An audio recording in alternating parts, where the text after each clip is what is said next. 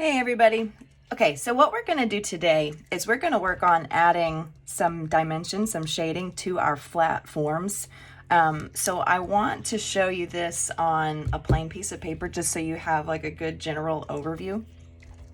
When we are adding dimension to the forms, what we want to keep in mind is that a cube or a flat face, the values on each side are all the same. So it's not like when we have a sphere and we're shading like a gradient. What we want to do here is just, okay, we have one value here, which is flat.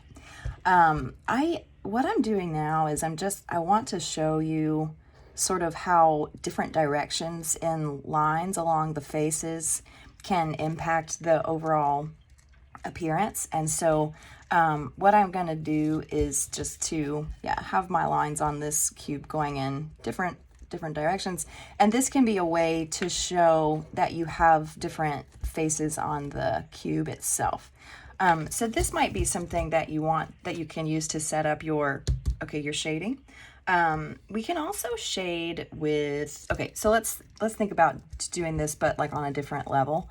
If I want to show some value on this cube, what I want to do is to include lines that are close together, some that are medium spaced and some that are kind of far apart.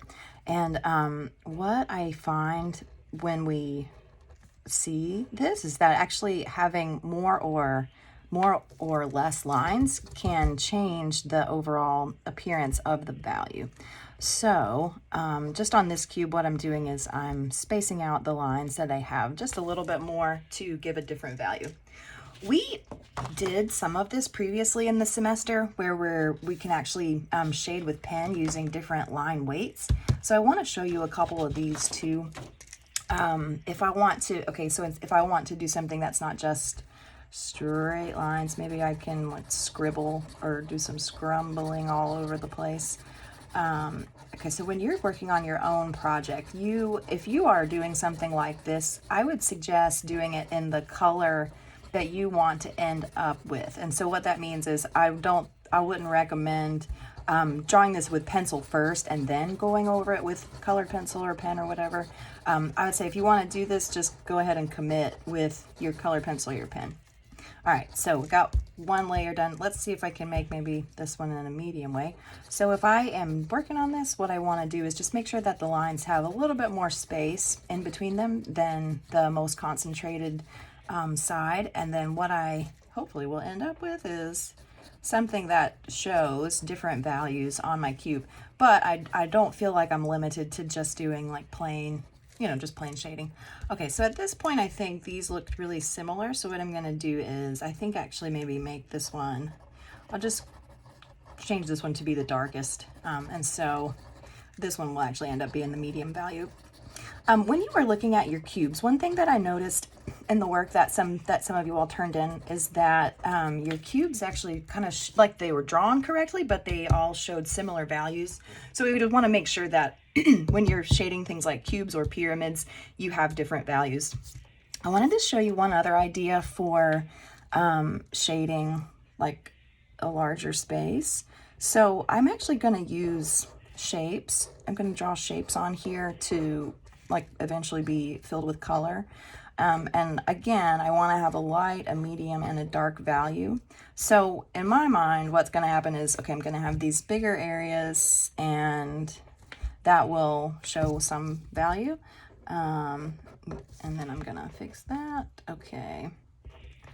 I'm doing this in pen so that you all can see it, but if I were doing this on my own work, I would definitely use a pencil because I want to be able to make sure that I'm doing a good job. This one will just be my demonstration quality work. Okay, let's see. Let's just put some more on the bottom, maybe like some smaller square rectangle kind of things. When I do stuff like this, normally I do like to have these kind of marks on the edge to just tell my brain, okay, this is like the direction that you're heading. And so it makes it a little bit easier for placement. Okay, so once I have these, what I can do is actually just like fill in the colors, let me just do that and so we can see what happens.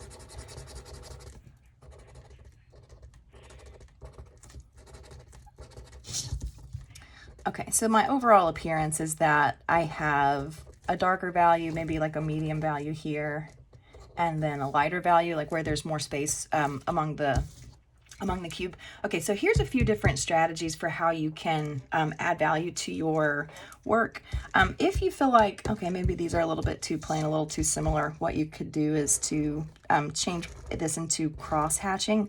So I'm shading just by having my lines going, you know, perpendicular to each other. So again, if you want to do something like this, I would suggest doing it in, just like go ahead and commit to your pen or colored pencil color that you want. Let me just finish this. Okay.